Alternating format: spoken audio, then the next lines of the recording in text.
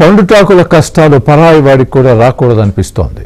5వ రోజు అయినప్పటికీ పెన్షన్లు అందక బ్యాంకుల వద్ద పడిగాపులు కాస్తున్నారు.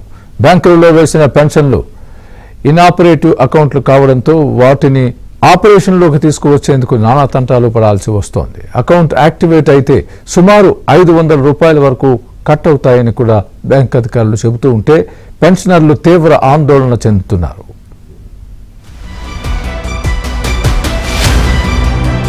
అధికార యంత్రాంగం వ్యవహరించిన తీరుతో రాష్ట్రంలో పెన్షనర్లు తీవ్ర ఇబ్బందులు ఎదుర్కొంటున్నారు.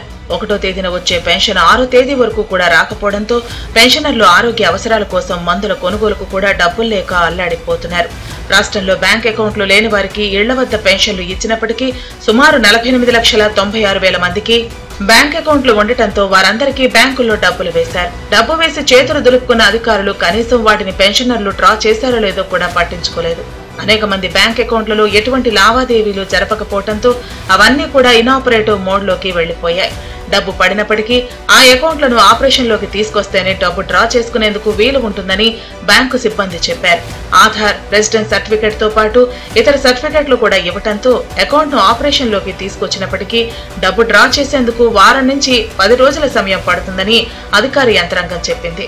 దీంతో పెన్షన్దారులు తీవ్ర ఇబ్బందులు ఎదుర్కొంటున్నారు. ఇప్పటికే అనేక ప్రాంతాల్లో పెన్షన్దారులు బ్యాంకుల చుట్టూ తిరుగుతున్నారు. విజయవాడలో సోమవారం కూడా అనేక మంది పెన్షనర్లు బ్యాంకుల వద్ద పడిగాపులు కాస్తున్నారు. తమకు అకౌంట్లు యాక్టివేట్ కాలేదని బ్యాంకు సిబ్బంది చెబుతున్నారని, తీవ్ర ఇబ్బందులు ఎదుర్కొంటున్నామని కూడా వారు తెలిపారు. ఏ ఫామ్ ఫిలప్ చేయాలో తెలియదు. వాళ్ళేమో ఫోటోలు అడుగుతున్నారు, సంతకాలు అడుగుతున్నారు, అవి ఇవి అడుగుతున్నారు. ఇబ్బంది అయిపోతుంది అసలు.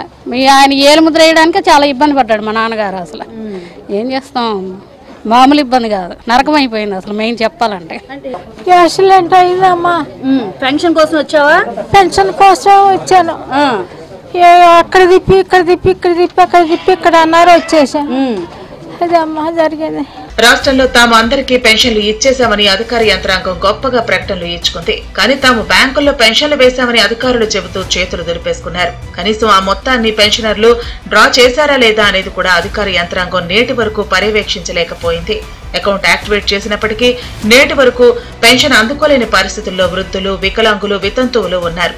నేడు కూడా పెన్షన్లు రాకపోవడంతో వారు నిరాశతో ఎదురు తిరిగారు.